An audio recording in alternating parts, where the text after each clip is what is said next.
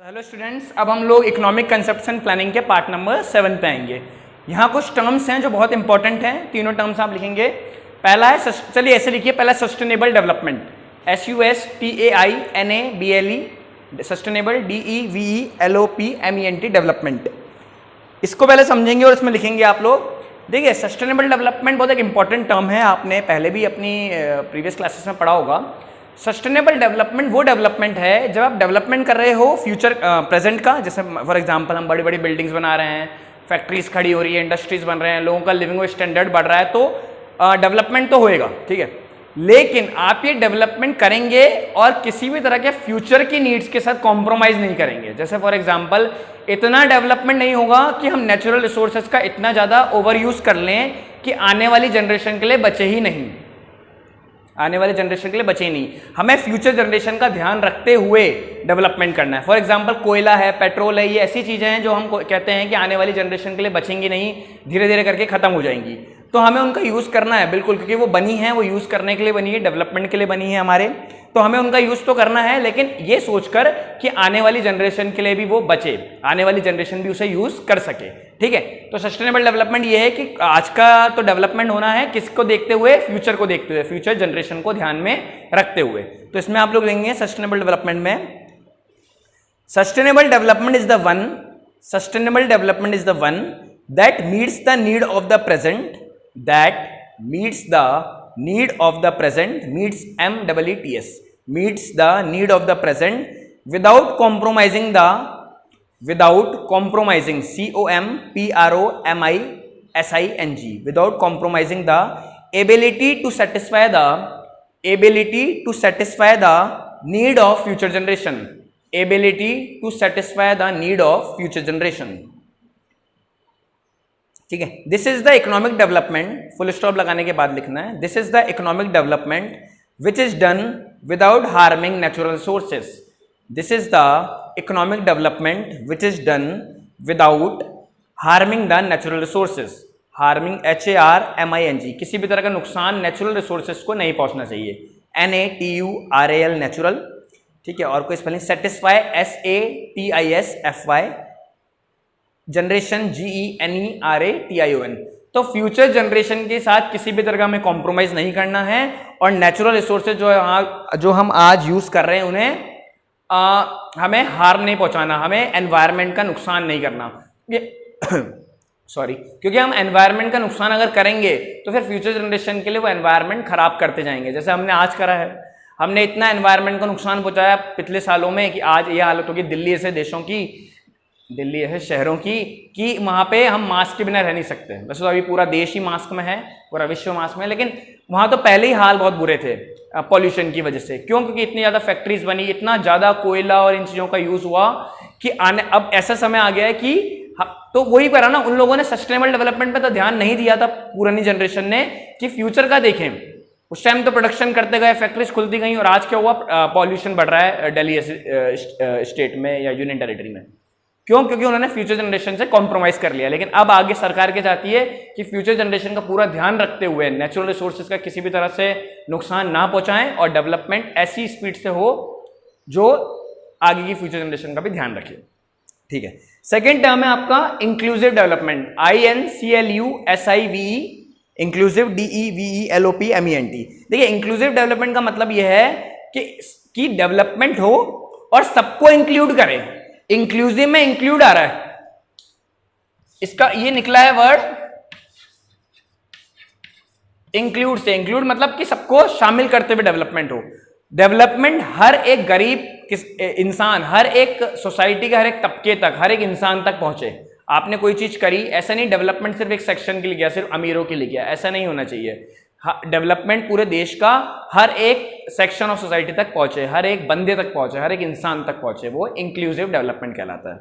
इसमें आप लोग लिखेंगे, फिर मैं एक और बात समझाऊंगा। Inclusive development ensures that the inclusive development ensure ENSURES ensure that the fruits of development reach all the section of the society। fruits, FRUITS, fruit मतलब जो फ्रूट में क्या होता है, फल। तो यहाँ पे फल वही फल है, कहते हैं ना कि हमारी मेहनत का फल वाला फ्रूट्स है, तो यानी कि फायदे, फ्रूट्स यानी कि फायदे, fruits of development reach all the section of the society, her section तक पहुंचे, section SECTION, reach all the section of the society, REACH, reach की स्पेलिंग है। Inclusive development stresses on the, अगली लाइन लिखेंगे, inclusive development stresses on the, stresses STRESSES, stresses on the inclusion of the deprived section in mainstream of the society, inclusion of the deprived, DEPRIVED, deprived section in mainstream of the society, MAIN, main, STREAM, stream, SOCIETY। तो मैं line repeat कर देता हूँ, inclusive development stresses on the inclusion of the deprived section in the main stream of the society, यानी कि जो deprived section है, जो पिछड़ा हुआ है, जाति धर्म से पिछड़े हुए सेक्शन है, उन्हें भी हमें मेन स्ट्रीम में लाना है, यानी कि सबके साथ लाना है, जैसे हम बोलते हैं मुख्य धारा में लाना है। जो धारा हमारी चल रही है, जो हम जहां सब रह रहे हैं, जहां सब एंजॉय कर रहे हैं, जहां हर तरह के फायदे उठाए जा रहे हैं, उन्हें भी उसमें लाया जाए, यानी कि डेवलपमेंट हर इंसान तक पहुंचे, डिप्राइव्ड सेक्शन जो गरीब है उस तक भी वो चीज पहुंचे। इसमें आप लोग इतना ही लिखेंगे, होपफुली आप लोगों को समझ में आएगा कि इंक्लूसिव डेवलपमेंट हर एक इंसान का डेवलपमेंट। और फिर लास्ट टर्म है ह्यूमन डेवलपमेंट। क्या है? ह्यूमन डेवलपमेंट, इसकी हेडिंग लिखिए, फिर इसमें लिखिए। देखिए, ह्यूमन डेवलपमेंट एक तरह का इंडेक्स आता है जो UNDP, United Nation Development Programme, जो आपको यूनाइटेड नेशन है, अमेरिका की संस्था, वो जारी करती है हर साल। उसमें वो 3 पैमाने देखती है, इनकम, लिटरेसी और लिविंग स्टैंडर्ड, है ना। किसी देश की इनकम क्या है, पढ़े लिखे लोग कितने हैं, एक हेल्थ भी होता है शायद, सॉरी, हाँ, इनकम, हेल्थ और एजुकेशन, 3 देखती है, ठीक है। तो इसमें आप लोग लिखिए, मैं और इसको ब्रॉडली समझाता हूं। ह्यूमन डेवलपमेंट इंडेक्स, पहले आप लोग लिखेंगे ह्यूमन डेवलपमेंट, फिर इसमें लिखेंगे human Development index was prepared for measuring the, was prepared, PREPARED, prepared, was prepared for measuring the level of human development, level of human development on the basis of 3 dimensions, on the basis of 3 dimensions, such as, 3 dimension होती है, such as knowledge, comma, health and standard of living, knowledge, comma, health and standard of living। कौन करता है? By United Nation Development Programme, by United Nations Development Programme. एक बार मैं repeat कर रहा हूं, अच्छा इसको पूरे कर लीजिए, United Nation Development Programme under the leadership of Maqbool ul हक, सॉरी, महबूब उल हक, क्या नाम है?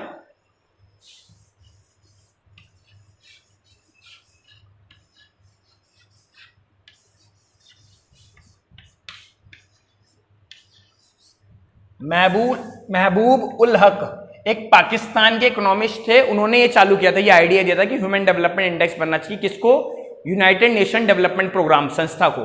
तो उनके लीडरशिप में होता है, क्या नाम है? महबूब, MAHBOOBULHAQ, महबूब उल हक। तो मैं इसको एक बार रिपीट कर रहा हूं, देखिए। Human Development Index was prepared for measuring the level of human development on the basis of 3 dimensions. कौन से डायमेंशंस हैं? 3 जिले आते हैं, knowledge, KNOWLEDGE, comma, health and standard of living. कौन करता है? By United Nation Development Programme under the leadership of Mahbub ul हक।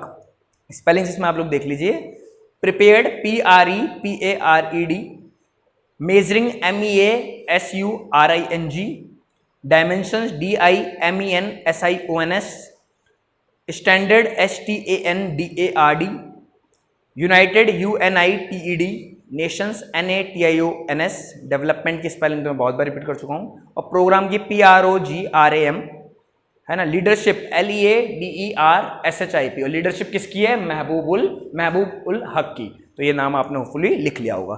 तो ये 3 पैमानों पे बनता है। देखिए, इसमें अंतर ये पूरे विश्व के लिए बनता है, भारत की रैंकिंग इसमें बहुत अच्छी नहीं होती, मैं पहले भी आपको बता दूं। लगभग अभी मेरे को रिसेंट डाटा में बात करूं, शायद हम लोग 141 नंबर पे थे आउट ऑफ 180, नहीं 141 नहीं, 131 था। 180 देशों की रैंकिंग आई, उसमें हम लोग 131वें नंबर पे आए, तो बहुत अच्छी बात नहीं है। पहले नंबर पे डेनमार्क था, शायद डेनमार्क, नॉर्वे, जो आपकी कंट्रीज हैं, डेवलप्ड है, अच्छी हैं इन मामले में, ह्यूमन डेवलपमेंट इंडेक्स में, वो टॉप पे थी, और हम लोग 131 पे थे 180 देशों में, जो बहुत अच्छी स्थिति हमारी नहीं शो कर रहा है। तो महबूब उल हक बनाते हैं। 3 डायमेंशन होते हैं। हेल्थ केयर फैसिलिटी कैसी है, बहुत बुरा हाल है हेल्थ केयर फैसिलिटी में तो इंडिया का, है ना। एजुकेशन, उसमें भी अच्छा हाल नहीं है, और इनकम तो बढ़ रही है, ठीक है, लेकिन ये क्या होता है कि इनकम 3 चीजों को ले रहा है ना, तो सिर्फ इनकम बढ़ने से काम नहीं चलेगा, आपको हेल्थ सुविधाएं भी सुधारनी पड़ेंगी। हर इंसान के हाथ में, मतलब सरकारी तंत्र जो है मेडिकल फैसिलिटी का, उसको सुधरे, सरकारी अस्पताल वगैरह वो सुधारने पड़ेंगे। और एजुकेशन भी वही कि जो आपकी सरकारी सुविधाएं हैं एजुकेशन की, हर इंसान तक पहुंचे, तो वो भी आपको डेवलप करनी पड़ेगी। तो इस वजह से इंडिया की रैंकिंग पिछड़ी हुई है, और क्योंकि 3 चीजें लेता है, हेल्थ, एजुकेशन और इनकम। महबूब उल हक के फर्स्ट इकोनॉमिस्ट थे, इन्होंने इसको प्रपोज किया था। किसको प्रपोज किया था? यूनाइटेड नेशन डेवलपमेंट प्रोग्राम, वो इसकी रैंकिंग जारी करता है हर साल अब, ठीक है। ठीक है, तो ये आपका काफी 1990 में चालू हुआ था, ये भी आप चाहें तो लिख लें। इट इज स्टार्टेड बाय महबूब उल हक इन 1990। किस ईयर में? 1990 में चालू हुआ था, और अभी तक ये जारी हो रहा है हर साल। तो ये आपके सस्टेनेबल डेवलपमेंट, इंक्लूसिव डेवलपमेंट और ह्यूमन डेवलपमेंट पूरे हुए। होपफुली आप लोगों को समझ में आएंगे। Thank you.